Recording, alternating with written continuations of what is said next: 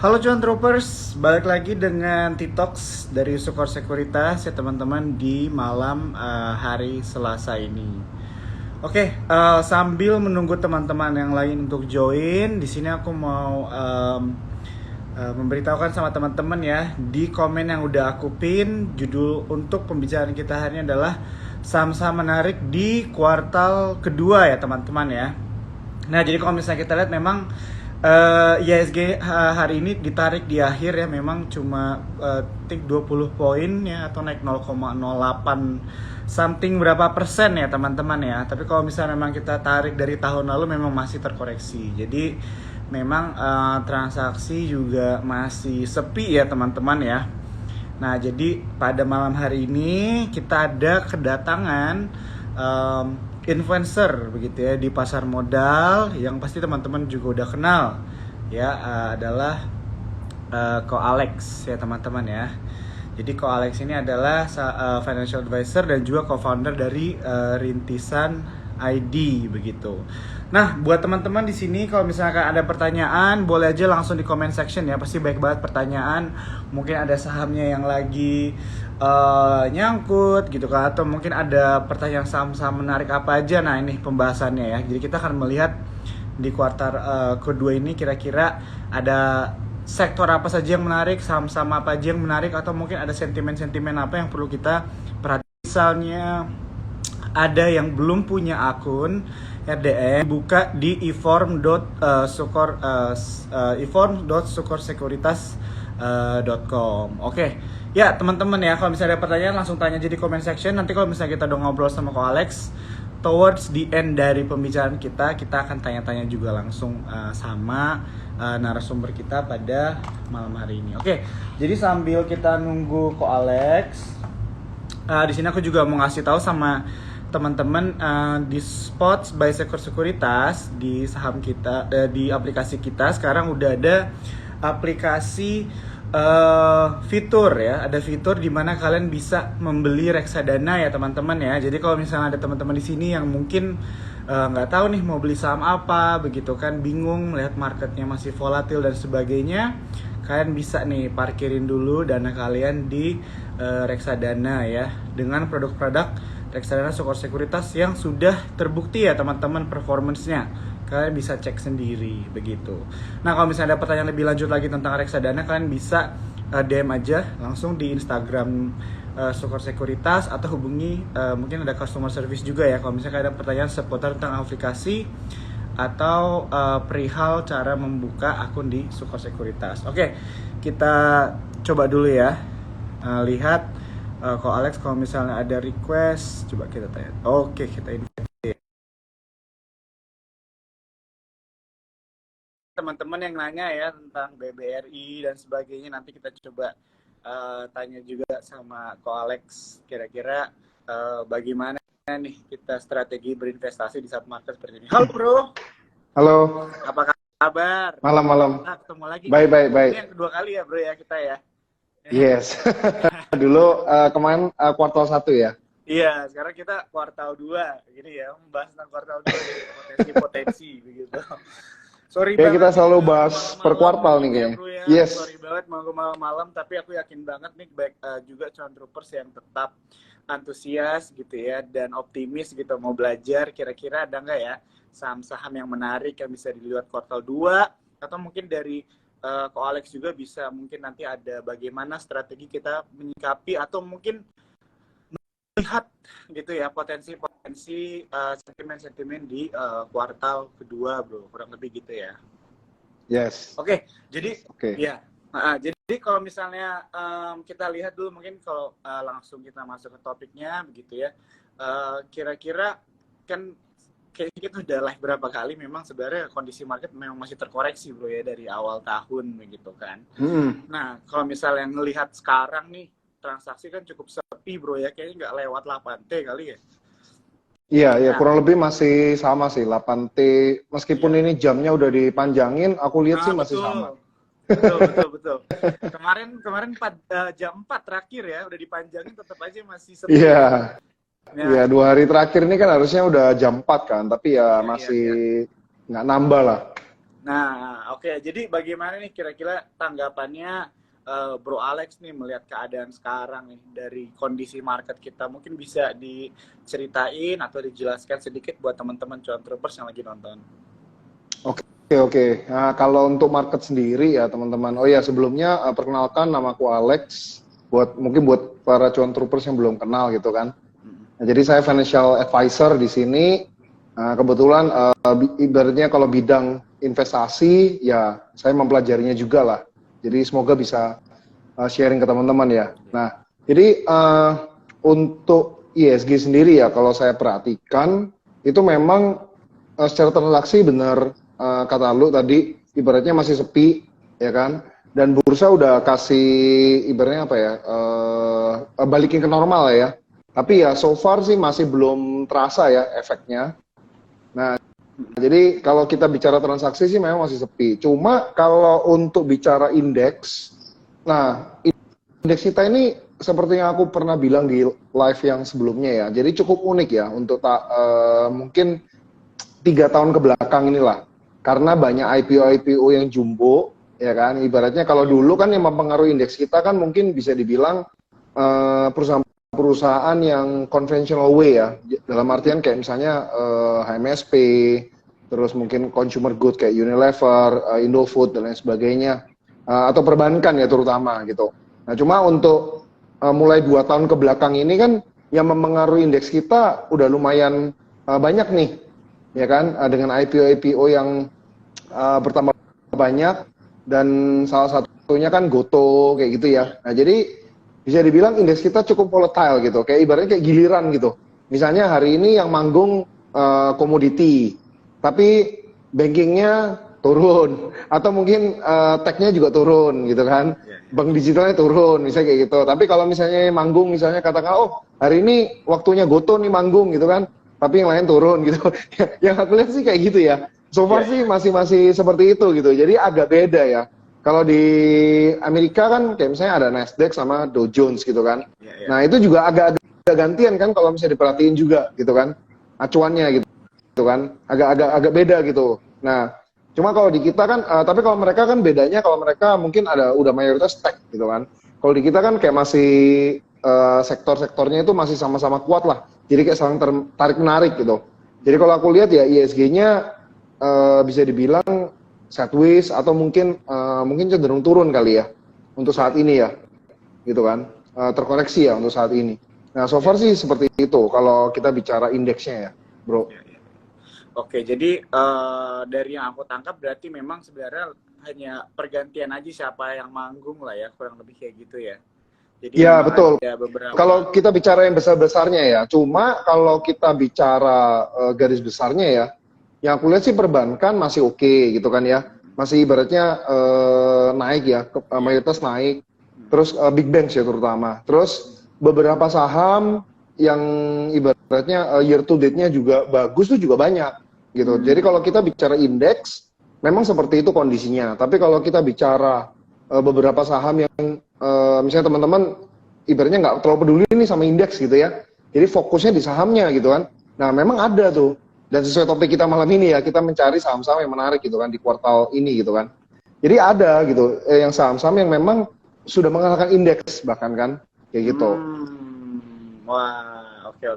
Wah, ini menarik banget nih ya. Jadi ini bisa dibilang seperti pertanyaan pembukaan untuk kita semakin lebih penasaran nih kira-kira saham-saham menarik apa aja nih yang mau di-share sama Bro Alex nih kira-kira. Oke, mungkin sebelum kita masuk ke bahas tentang saham-saham apa yang menarik, mungkin kan sekarang itu istilahnya suasananya gitu lah ya di pasar modal ini kan memang masih agak pesimis lah ya bro ya, bisa dibilang kayak gitu kan. Banyak terdengar kata wait and see, kata sepi, begitu kan. Nah kira-kira ada sentimen apa bro yang sedang berputar, atau sentimen yang sedang digaungkan gitu kan oleh banyak media, atau mungkin apapun lah gitu yang bisa mengakibatkan banyak pelaku pasar modal itu sedikit takut gitu atau berinvestasi, atau mungkin bisa dibilang lagi hold cash gitu kali ya. Mungkin bisa di-share nih sama teman-teman John Troopers, buat teman-teman mungkin di sini yang nggak terlalu ngeh gitu kan, kira-kira ada sentimen apa sih yang mengakibatkan kondisi market kita itu seperti sekarang. Oke, jadi kalau kita bicara top down analisis gitu ya, ibaratnya kita mau tahu dulu nih, oh kondisi globalnya seperti apa gitu kan. Iya. Jadi sebenarnya kita masih ada apa ya, kayak efek dominonya ya sejak tahun 2020 nih. Kalau aku lihat ya, masih ada efek dominonya. Di mana 2020 itu COVID, terus 2021 itu ibaratnya eranya digital, ya kan? Karena dianggap, oh kalau udah COVID nih nanti kita nggak bisa kemana-mana, jadi digital ini manggung gitu kan. Dianggap kayak masa depan, transformasi yang cepat dan lain sebagainya. Seperti itu tahun 2021 temanya ya. Terus 2022 karena sudah mulai reopening, setengah-setengah lah ya, 50% reopening, terus tiba-tiba komoditinya naik gitu kan. Nah terus 2023 ini aku lihat bisa dibilang temanya recovery, ya kan. Reopeningnya udah 100%, even China pun juga udah zero policy ya, zero COVID policy ya kalau nggak salah ya. Nah jadi udah ibaratnya udah nggak setengah-setengah lagi gitu kan, 100% opening. Kita juga ibaratnya udah di public area boleh lepas masker kan, gitu kan. Nah jadi ibaratnya sudah mulai kita bilang recovery ya, kayak balik zaman dulu lagi gitu, zaman sebelum COVID gitu, pra pandemi. Nah itu kalau kita bicara top down ini seperti itu. Nah cuma dalam posisi recovery ini, kalau kita bicara global itu ada beberapa yang apa ya, kayak memberikan dampak lah ya kepada market gitu.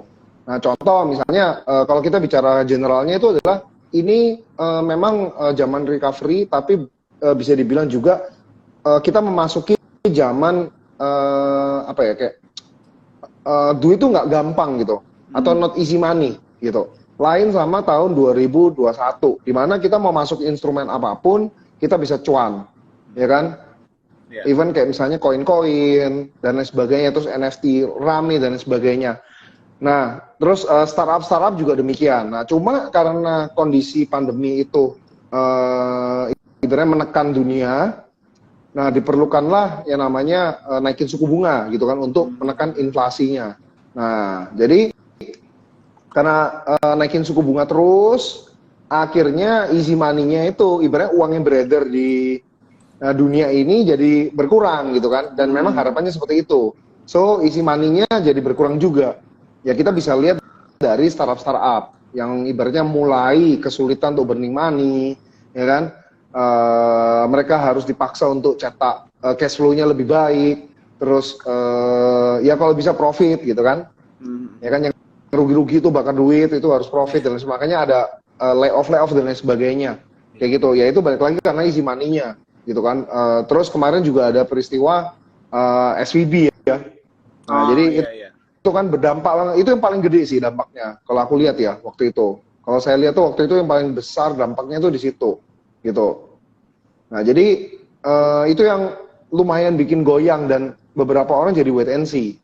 Jadi sesuatu itu banyak yang nggak pasti sih.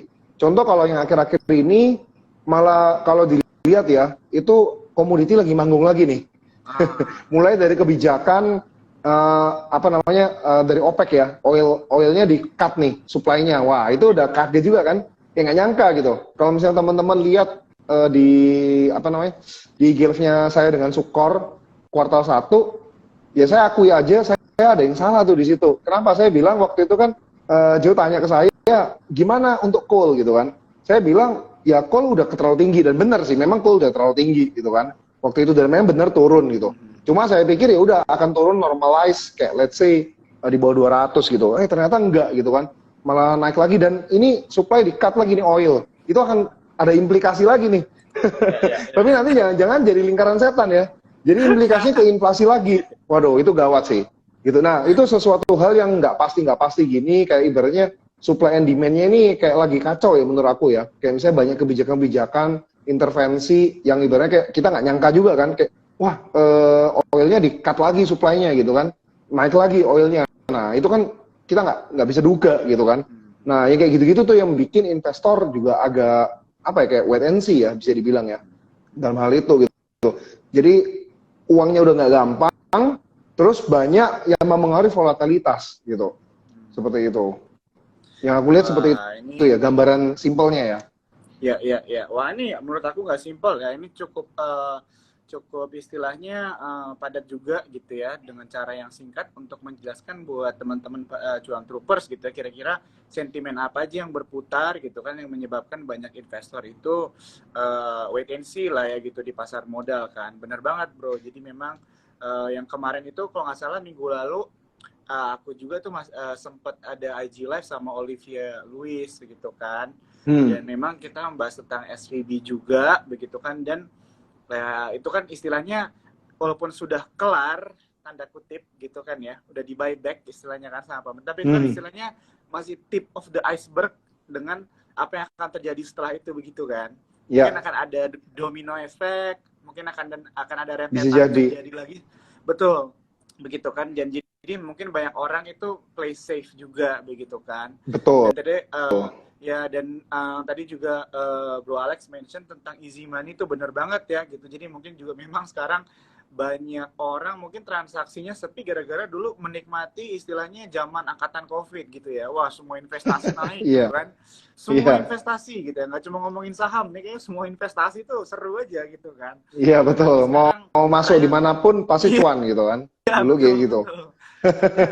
Tapi sekarang reality udah mulai hit gitu kan, dan ternyata investasi itu memang naik turun begitu kan. Tapi yang aku sempat obrol juga sama beberapa influencer juga kan, ya inilah siklus dari berinvestasi ya bro ya. Yes, ya. Betul. Ya, jadi Bro Alex pasti udah tahu begitu ya, buat teman-teman mungkin yang baru mulai investasi, mungkin kiranya investasi itu selalu naik gitu kan. Akan selalu naik gitu kan, padahal tidak seperti begitu. Naik turun begitu kan.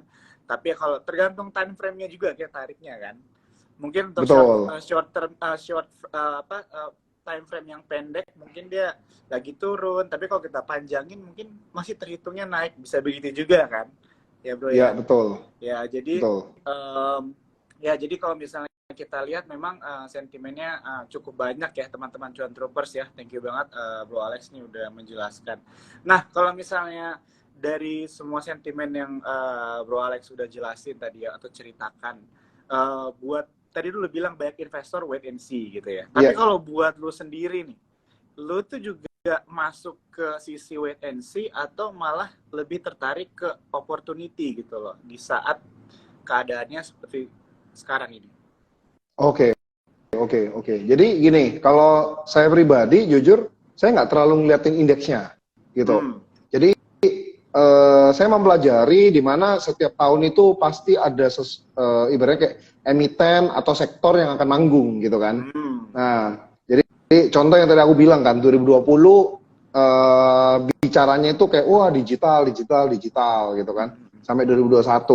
Terus kebetulan atau kebetulan atau memang dimanfaatkan gitu ya sama bank digital untuk riding the wave ya kan. Jadi bank-bank digital mulai kayak dan kebetulan sih itu juga ada aturan dari OJK kan untuk nilai modal minimum perbandingan kecil kan. So mereka ada namanya corporate action, merger, acquisition dan lain sebagainya. Intinya mereka bertransformasi menjadi digital gitu. Ya itu pas lah kebetulan atau ibaratnya memang momennya pas gitu. Terus berikutnya adalah momen komoditi gitu. Nah kalau tahun ini seperti yang tadi aku dari awal bilang, menurut aku kalau big picture-nya ya itu adalah kita di saat ini tuh bukan easy money gitu. Jadi orang itu akan benar-benar memilih investasinya. Kalau dulu nih kita asal investasi aja ya pasti cuan gitu kan. Mau yang kasarannya nih ya, sorry ya, kayak misalnya kalau sebut kasar nih kayak misalnya mau di investasi yang kayak asal-asal sampah-sampah pun akan tetap kena wave-nya gitu kan. Tapi kalau sekarang nggak bisa gitu kan. Yang sama-sama akan tenggelam gitu kan. Justru yang bagus-bagus akan naik gitu. Nah pertanyaannya kalau misalnya kita nih sebagai investor memilih satu investasi mana yang bagus nih ya. Dalam artinya ini aku nggak bicara produknya ya, karena kan kita di sini mau bahas saham gitu ya. Nah berarti kan artinya kita memilih emitennya. Nah emiten itu ya kita back to basic lagi ya. Emiten itu kan perusahaan. Nah perusahaan itu tujuannya apa? Cari cuan. Nah ketika investor mau invest ke satu perusahaan, fokusnya kita adalah cari cuan di perusahaan perusahaan tersebut. Nah, cuannya di saham itu dua macam. Antara bagi hasil, which is yang conventional way kan bagi hasil dong. Ibaratnya kita nih mau invest di kedai kopi, ya kita berharap dia ada bagi hasil ke kita, which is dividen. Nah, yang kedua adalah growth-nya. Ya kan, wah ini ekspansi terus, valuasinya naik dan lain sebagainya. Tapi valuasinya balik lagi. Kalau tahun 2021 yang di zaman-zaman digital itu mungkin valuasinya dianggap kayak ya ada semacam valuation game ya. Jadi dilihat kayak jumlah download dan lain sebagainya. Ya kan? Itu ibaratnya kayak kita lihatnya potensi. Nah, tapi kalau sekarang kalau saya lihat nih ya, itu karena zamannya bukan easy money, lihatnya itu benar-benar yang ada di atas kertasnya itu benar atau enggak gitu loh. Ibaratnya labanya itu ada atau enggak gitu. Labanya. Jadi mereka ini apa namanya? Growth-nya ini berdasarkan cash atau pakai uang. Sebentar ya, ini aku enggak. Halo. Ya. Keputus ya? Keputus tadi ya? Ya, iya. Iya, keputus bro tadi. Oke, jadi aku ulang dikit ya. Jadi Boleh. karena zamannya bukan easy money, jadi fokusnya investor sekarang itu mencari perusahaan-perusahaan yang memang bisa memberikan dividen, yang tadi aku bilang bagi hasil, atau punya growth yang bagus. Tapi growth-nya ini ibaratnya bukan valuation game lagi, jadi bukan lihat kayak opportunity dan lain sebagainya, tapi mereka lebih lihat ibaratnya, oh ini ekspansinya pakai labanya, di reinvest, atau mereka akuisisinya pakai ibaratnya dananya mereka dan lain sebagainya, atau mereka berusaha mengurangi hutang dan lain sebagainya. Nah itu lihatnya di situ sih. Jadi growth-nya dilihat situ. Jadi ibaratnya harga sahamnya tuh naik ketika investor melihat, wah ini keren nih, dividennya besar, jadi saya mau invest. Yang kedua, oh ini perusahaan memang labanya bener ada nih gitu loh, ada duitnya. Kasarnya itu perusahaan ini menghasilkan duit. Jadi labanya itu bukan laba-labaan nih, gitu. Kadang-kadang ada yang perusahaan yang laba-labaan tuh tidak, dalam arti kayak misalnya, oh dia floating profit gitu terhadap dia invest ke anak perusahaan mana gitu. Tapi kalau ini adalah laba beneran. Nah, laba beneran itu apa? Ya kita lihat dari cash flow operasional. Beneran bisnisnya itu muter nih gitu loh. Nah, saya lihat tuh dari situ tuh. Nah, teman-teman bisa cek tuh, kalau filter dengan laba-laba yang bagus-bagus itu, lihat aja saham-sahamnya rata-rata year to date udah naik semua. Udah positif semua. Ya. Gitu, yang aku lihat ya. Wah ini menarik banget ya jawabannya Ko Alex. Jadi mikir juga nih aku nih. Jadi kalau yang aku dapat bener ya teman-teman ya. Jadi kalau misalnya mendengar tadi yang baru dijelaskan itu adalah memang sekarang itu tadi berulang kali sebenarnya Ko Alex sudah mention tentang this is not the time for easy money anymore begitu ya. Yes. Jadi secara tegasnya juga bisa dibilang ini this is the reality of investing gitu kan. Jadi nggak selalu gampang juga dan tapi dibilang juga tadi sama Ko Alex bahwa inilah saatnya kita untuk belajar bagaimana cara kita menganalisa suatu produk investasi kita begitu bro ya. Tadi Ko Alex kan mention tentang dulu kayaknya secara kasarnya investasi di mana aja kayaknya cuan-cuan aja gitu ya. Kadang-kadang gue pernah iseng juga sih ngecek gitu ya beberapa aplikasi investasi. Kadang-kadang serem juga gitu loh foto KTP gue untuk ini. Tapi kelihatannya kayak UI-nya tuh kayak nggak meyakinkan tapi cuan-cuan juga gitu kan. Kayaknya ini back to gue banget aplikasi investasi gitu kan. Wah ini luar biasa banget sih tahun-tahun kemarin itu ya. Cuma ya ada sedikit goyang di ekonomi secara global bahkan sampai ada fear di domestik juga akhirnya the real ya produk-produk investasi yang sudah apa ya bisa dibilang sudah dari lama lah yang akhirnya benar-benar balik lagi lah istilahnya bisa dibilang gitu ya pelaku pasar modal nggak coba-coba lagi lah main-main keluar begitu kan. Betul, jadi back to basic-nya ya. Iya, back to basic. Jadi tadi juga Ko Alex juga mention bagaimana kalau kita menganalisa tadi contohnya ngomongin tentang saham itu adalah dari bagi hasil begitu ya, dari dividen dan juga bagaimana kita melihat dari labanya tapi bukan laba-labaan gitu ya. Jadi ada memang cara analisanya tadi salah satunya contohnya ngelihat dari cash operational gitu bro ya. Dan bagaimana mereka contohnya mengakuisisi sesuatu dananya dari mana ya kan. Berarti bisa dibilang sih sebenarnya lebih ke arah melihat fundamental kali bro ya, balik lagi lah ya. Betul, balik lagi ke fundamental sih. Ya, tapi kadang kan ada orang yang fundamentalnya itu mereka cuma lihat sekedar PR PBV gitu kan. Ya. Gitu. Padahal itu kan historical yang benar-benar historical, terus belum tentu menghasilkan duit juga. Gitu. Ya, betul.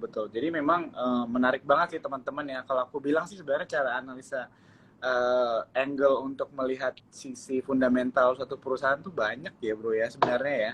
Yes. Aku jadi tertarik benar. sih teman-teman. Mungkin nanti kapan-kapan ke depannya kita bikin sesi TikToks lagi cara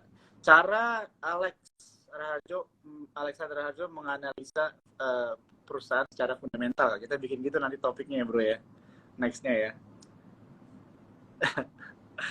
Oke, sebentar ya, ini kayaknya kita sedikit terputus lagi. Oke, sambil menunggu kita terkonek lagi mungkin ya. Di sini aku mau kabarin nih buat teman-teman pesan-pesan sponsor dulu aja kali ya. Jadi, udah balik. Halo bro. Halo. Udah ya. Ya, agak koneksinya agak sedikit terganggu ya kita berdua ya. Udah balik kan? Ya, mungkin ya. Sebelum aku mungkin lanjut ke pertanyaan, di sini aku mau kasih informasi dulu buat teman-teman Cuan Troopers yang nonton pada malam hari ini. Kalau misalnya kamu nonton, jangan lupa ya screenshot pembicaraan atau TikTok malam hari ini dan post di sosial media kalian, dan akan dipilih 3 orang. Dipilih tiga orang. Jangan lupa tag Sukor Sekuritas ya, dan juga IG-nya dari Bro Alex ya teman-teman ya, untuk mendapatkan merchandise menarik dari Sukor Sekuritas begitu. Oke, Bro Alex, gimana nih koneksinya? Suaraku udah jelas belum ya? Oke, kita sambil menunggu ya, mungkin agak terputus-putus nih teman-teman ya.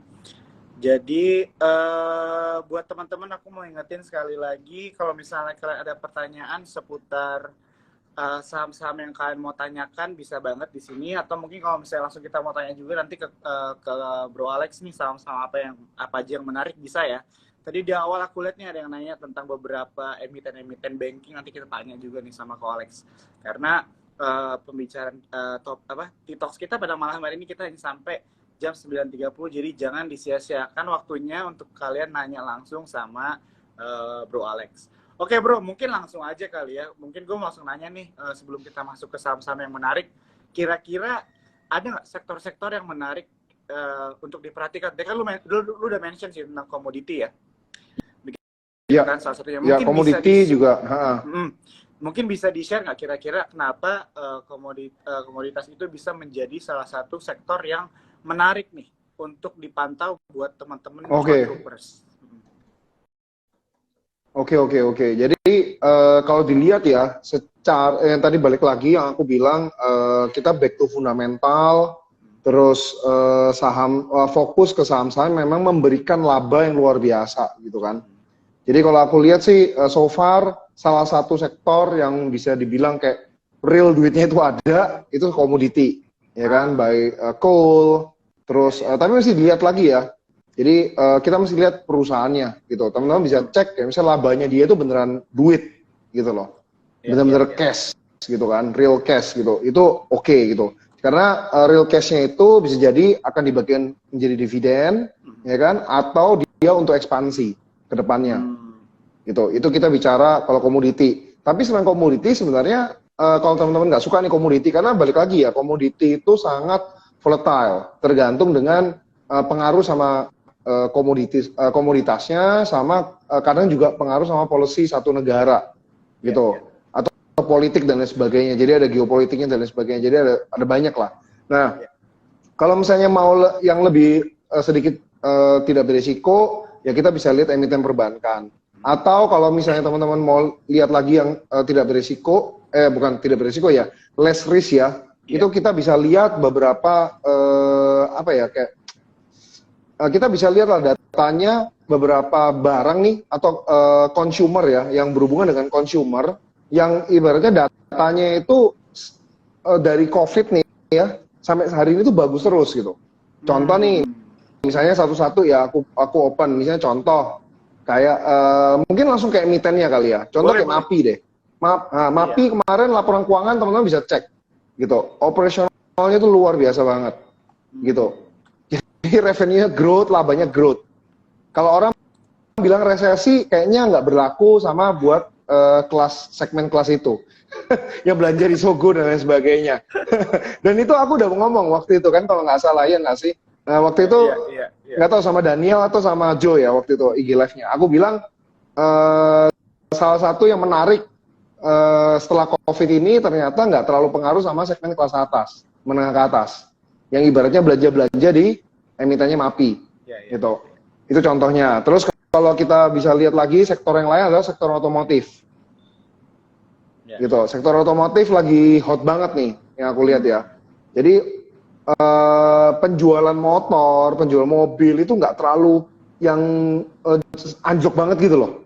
Malah jadi akan kayak datanya itu bagus gitu loh. Ekspornya juga bagus gitu.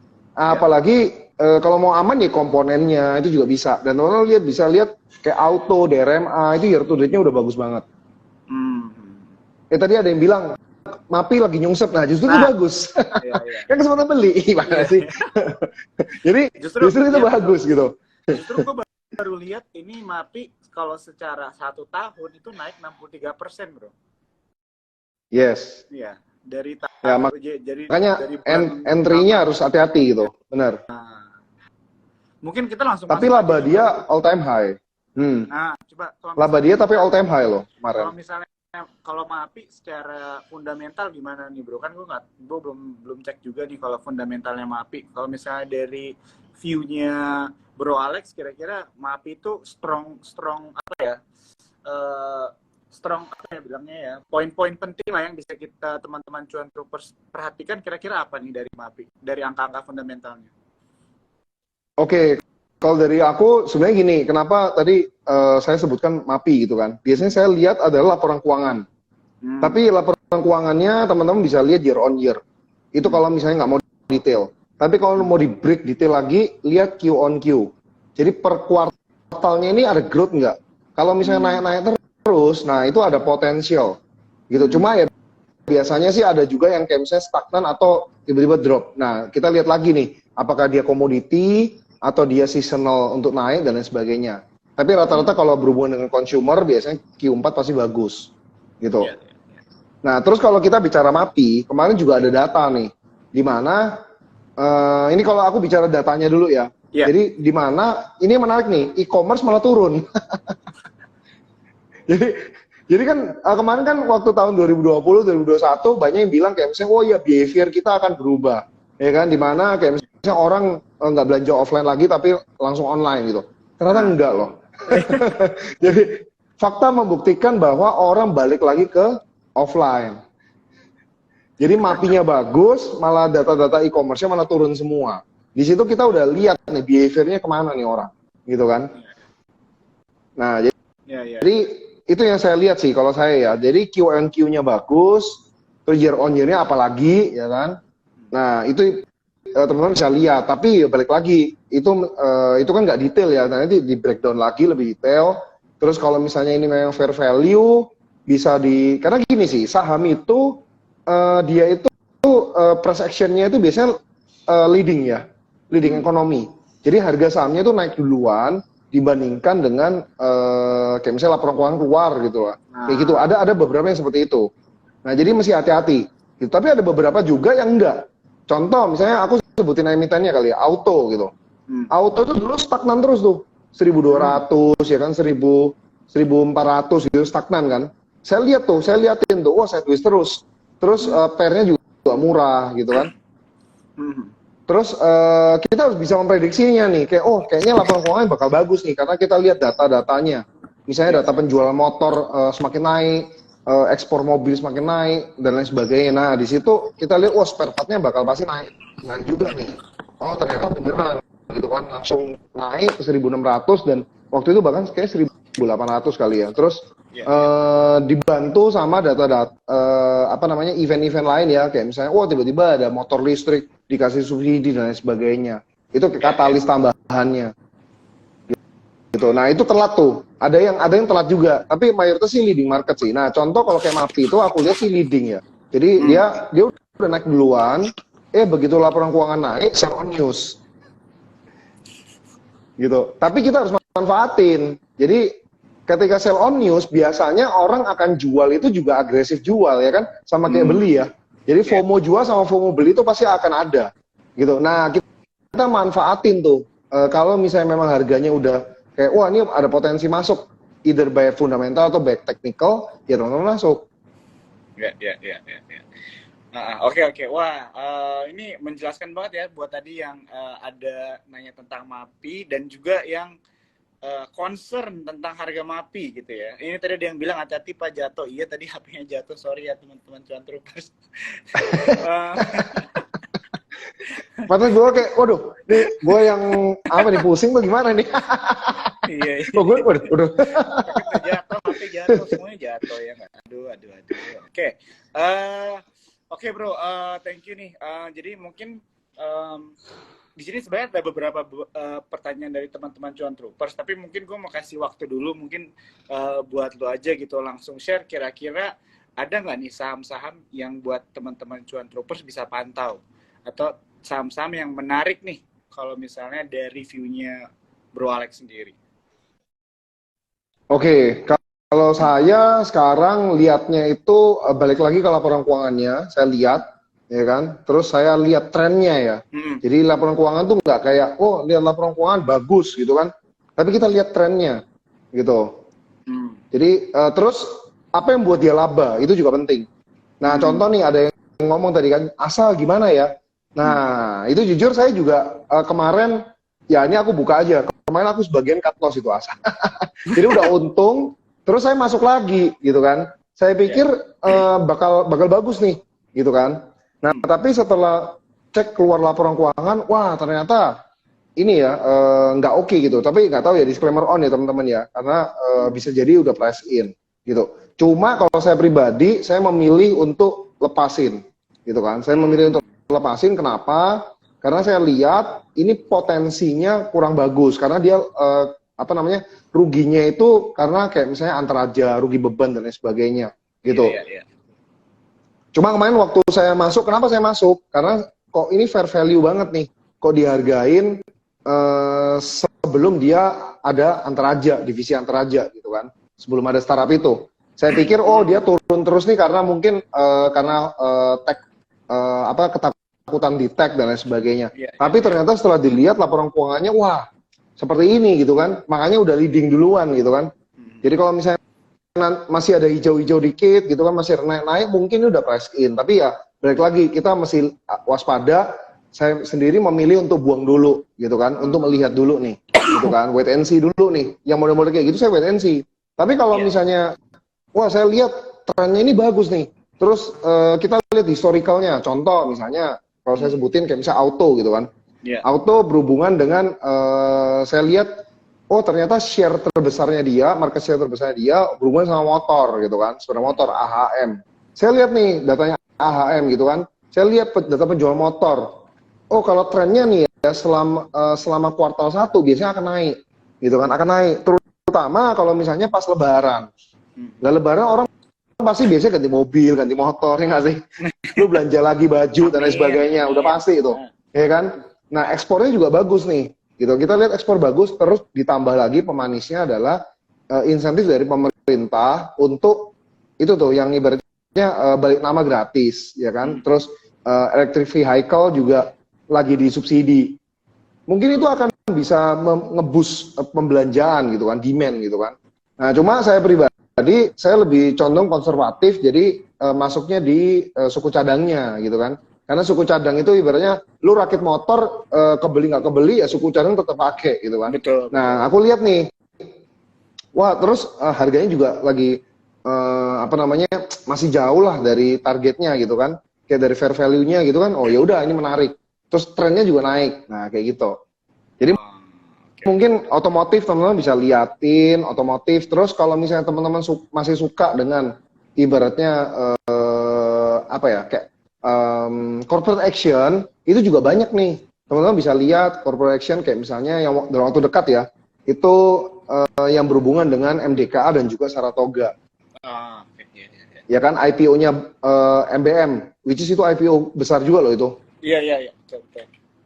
Gitu. Nah, biasanya kalau IPO saya lihat nggak hanya untuk kayak misalnya, oh ini size-nya besar, terus ya kita hitung valuation ya, itu juga boleh, pendekatan valuation juga boleh. Tapi kita lihat dia IPO-nya buat apa, gitu. Nah, ini aku bocorin dikit ya. Salah satu fungsi IPO-nya MBM itu nanti dia akan bayar ke MDKA, lunasin utang ke MDKA, which is MDKA dapat cash. Balik lagi, real money-nya tuh di situ. Jadi itu bisa dilihat teman-teman, gitu. Wah, ini Kalau wah MDKA koreksi, ya udah ya, justru kesempatan masuk dong. Wah, ini kita dapat ini ya teman-teman ya, dapat apa ya? Dapat insight nih dari Ko Alex nih ya, untuk bisa teman-teman perhatikan atau udah mulai pantau nih dari sekarang nih ya. Wah, thank you banget bro ya. Ini kita lanjut nih, ada beberapa baik banget nih pertanyaan, aku harus scroll ke atas. Mungkin ini dulu deh, satu nanya nih Kusuma. Harum mau kemana kok katanya? Harum itu murahan apa murahan? Harum itu murah apa murahan katanya? Jadi kalau Harum itu, bentar, dia udah keluar laporan keuangan nggak ya? Hmm. Dia kalau secara yang kemarin-kemarin tuh kontribusi nikelnya masih kurang kalau saya lihat. Oh. Dia masih banyak kan di coal kan, jadi makanya pengaruh banget nih harga coalnya kan. Cuma kalau misalnya laporan keuangannya, nah kita mesti lihat laporan keuangan terkininya ya, coba. Saya udah agak lama nggak perhatiin. Nah, kalau dilihat gini kan Q&Q-nya memang apa namanya agak turun gitu kan. Ya balik lagi karena masih banyak kontribusi coal-nya. Cuma kalau dibilang bagus sih bagus-bagus aja. Cuma entry-nya nih kemarin tuh bagus banget tuh waktu 1400 ke bawah nggak salah sempat kan. Itu bagus banget tuh. Yang waktu drop semua itu bagus banget sebenarnya. Jadi kita lihat fair value-nya, oh di situ tuh kebanyakan di situ, ya udah kita masuk aja. Tapi Harum tuh bagus sih karena dia debt-nya juga kecil gitu. Salah satu perusahaannya bagus itu Harum. I see. Oke. Kita lanjut lagi nih bro ya. Nah ini gue mau masukin nih. Sebenarnya ini punya gue nih. Gue mau nanya dari view dari lu nih. Kalau Cevin gimana bro? Cevin bro. Clipper Finance. Oh, Cevin Finance ya. Waduh, itu aku belum pernah lihat sih. Kalau misalnya mau lihat dari fundamental valuasinya, terus kalau gue sih ngeliat juga ya, maksudnya yang megang sahamnya kan ada the one and only Lo Keng Hong nih 5%. Jadi mungkin Iya. Oke, kalau lihat ini jujur aku belum pernah cek ya untuk ini Cevin, cuma ini tadi sekilas aja ya. Kalau lihat dari sekilasnya sih dia bagus ya, dalam artian laporan keuangan year on year-nya luar biasa, Q on Q-nya juga oke, gitu. Terus ini kalau boleh tahu dia financing untuk apa nih bro? Kalau nggak salah ini gue juga leasing dia, iya. Nah, ini menarik gitu. Balik lagi, jujur aku juga punya emiten leasing. Aku punya BFI Finance, gitu. Okay. Tapi sejak zaman COVID waktu itu. Jadi leasing ini juga menarik teman-teman. Karena tadi saya kan bilang otomotif, ya kan. Kalau otomotifnya oke, yang ngefek apa aja nih? Spare part, dealernya, sama leasingnya.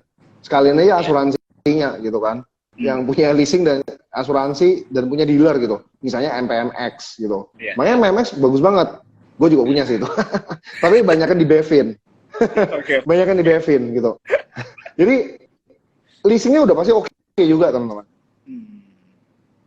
Gitu sih. Kesimpulannya paling gitu. Nah cuma ya entry-nya balik lagi. Kita mendekatan technical analysis kan. Support resistannya. Iya.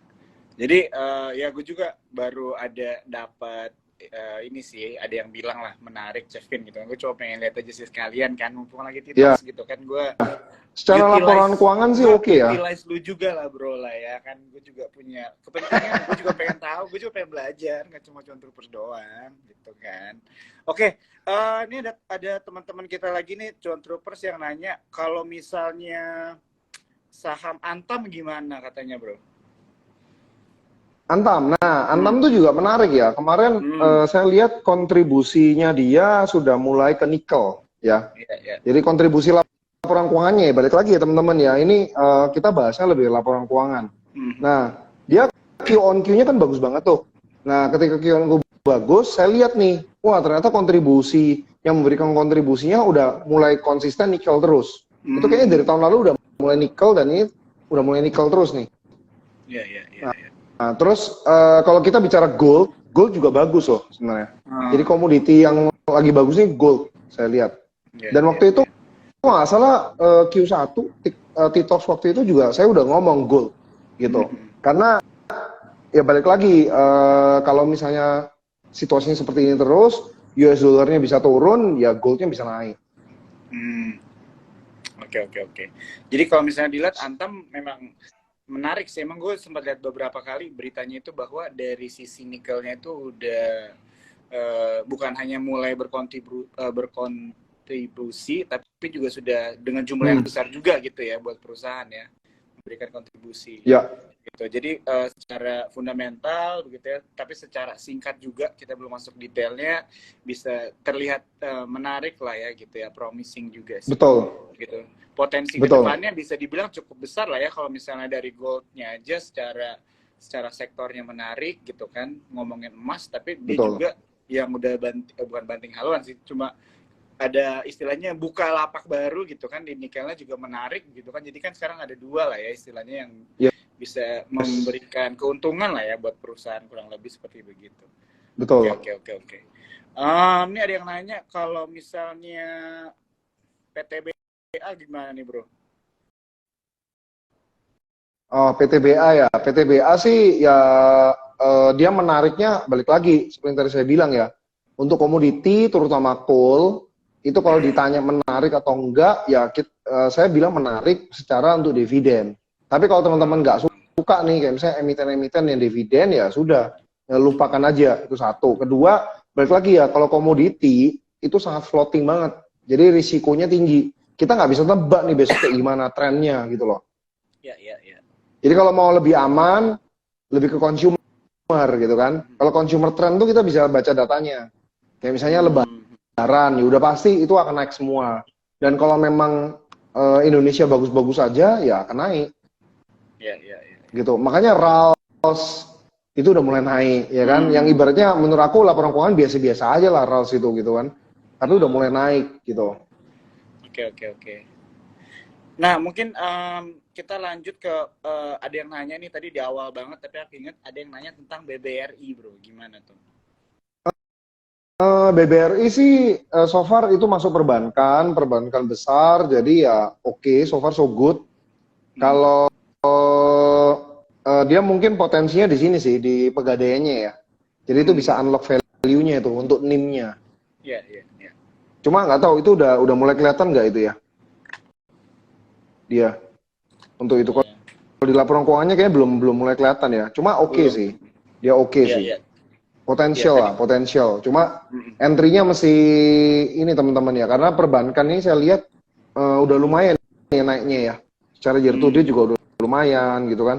Ya, Jadi ya, mesti ya. hati-hati aja. Ya, ya, ya. Jadi buat teman-teman entrepreneur yang nanya tadi, lebih ke entry-nya, tapi bisa dibilang tadi sebenarnya lu juga tadi mention ya bro ya, istilahnya kalau perbankan itu adalah salah satu yang uh, less risk lah ya daripada sektor-sektor yang lain kan, bisa dibilang gitu juga lah ya, perbankan di saat kondisi bagus Betul, seperti betul, ini, betul ya? betul, Ya, ya, ya. betul. Dan Apalagi ini kan Big Four timing, juga. Mm-mm. ya. Dan timing masuknya paling bagus kalau untuk perbankan besar kayak gini, Big Four gini, kita masuk waktu yang benar-benar drop gitu loh. Yang kemarin kayak Mm-mm. isu-isu SVB itu kan, wah drop banget kan. Nah itu masuk Ya, ya, ya, ya. gitu. Jadi masuknya bukan yang kayak waktu volatile kayak gini, itu biasa aja gitu. Mm-mm. Teman-teman cuannya biasa aja. Tapi kalau benar-benar mau cuan luar biasa, itu masuknya ya ketika drop banget. Ya, ya, Kemarin. ya. Kemarin kan sempat ke berapa nih? Coba kalau gue buka BBRI sempat ke 4.300 kan, di bawah 4.400 kayak gitu. Mm-mm. Mm-mm. Oke, oke, oke. Em, Mungkin kita satu pertanyaan lagi bro ya, nggak apa-apa. Nanti Ya, habis itu akan ada satu pertanyaan lagi penutup dari gua.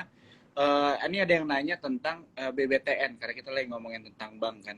Pertanyaannya BBTN kenapa nggak sebagus bank yang lain katanya? Untuk apanya nih nggak sebagus biasanya kalau netizen tanya itu pasti nggak harga sahamnya. Juga nggak tahu nih maksudnya dari sisi mana. Jadi judgementnya biasanya sih pasti price action-nya. Jadi kalau menurut aku BBTN tuh sabar aja.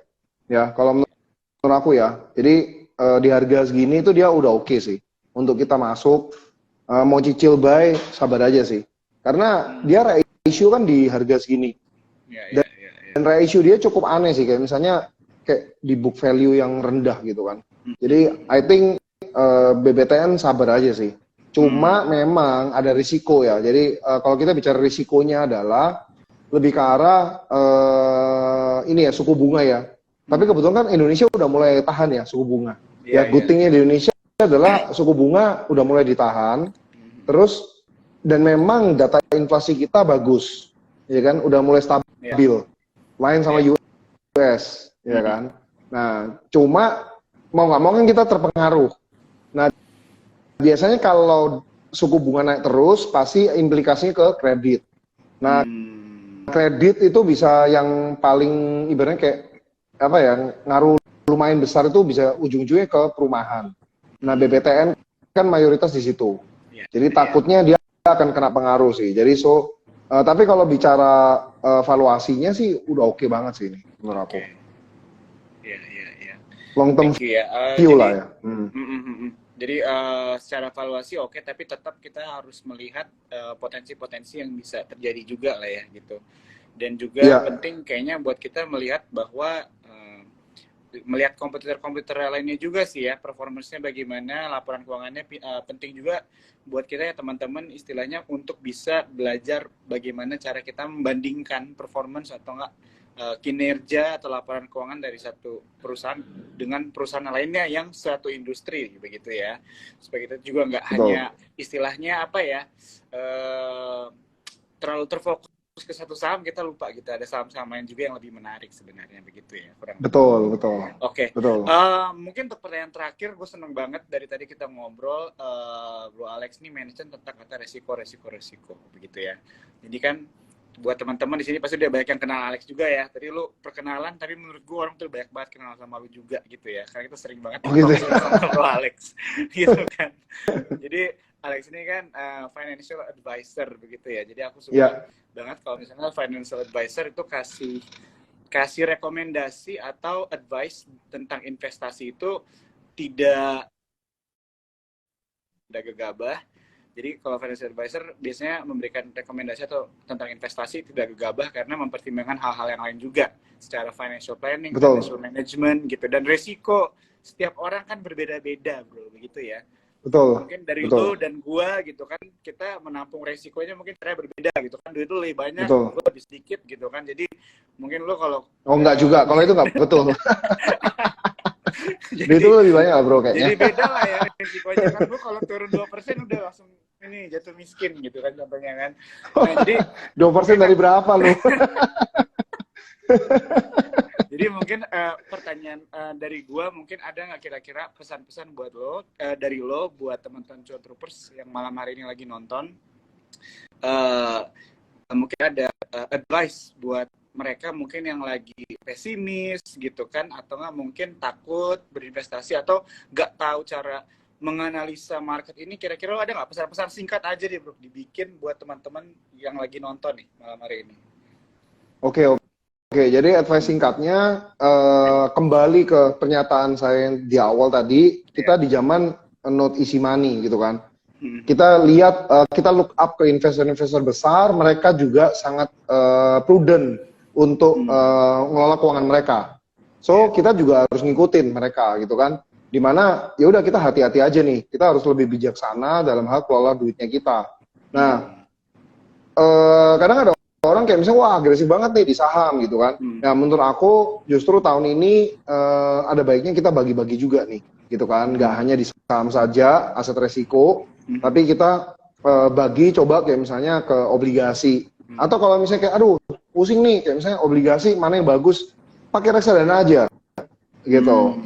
Ya gue promosiin juga lah, reksadana Sukor tuh one of the best gitu kan. Dan gue juga pakai banyak gitu. Dan kalau nggak salah spot juga bisa beli kan, udah bisa beli kan reksadana di situ kan. Nah jadi kalian bisa pakai gitu. Jadi transaksinya udah nggak manual lagi. Kalau gue kemarin Sukor manual gitu kan, atau pakai aplikasi luar gitu. Nah sekarang udah pakai spot aja udah bisa gitu, semua udah bisa. Jadi kalau saya pribadi untuk megang klien saya juga infoin demikian gitu. Jadi kalau untuk dana darurat memang masukin aja ke reksadana pasar uang.